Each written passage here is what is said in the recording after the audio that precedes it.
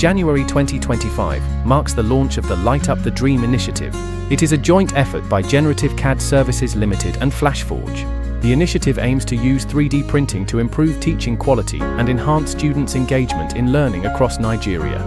So far, 8 schools have received the 3D printing machines through this initiative, with each school benefiting around 1,000 students, meaning approximately 8,000 people have been impacted by the activity.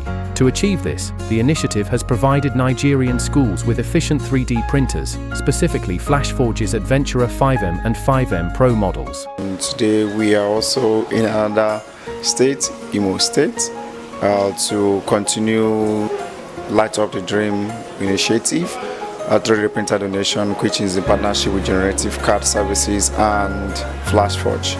It has also organized hands-on training sessions. These measures help increase student participation, stimulate their creativity, and narrow the gap in digital innovation. It was a wonderful outing, where the teachers were trained on the use of 3D printing. Not just the printer, also how to slice and even how to design, how to operate the machines.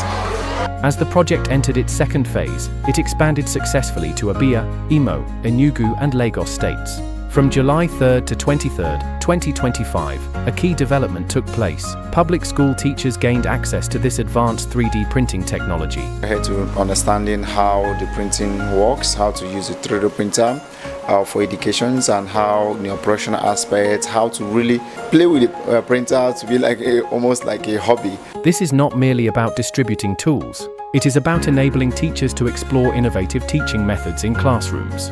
It represents a significant milestone in popularizing digital manufacturing tools in Nigerian schools.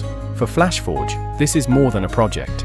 It is a commitment to turn these printers into a bridge connecting classrooms with new possibilities and to light the way for the next generation of innovators.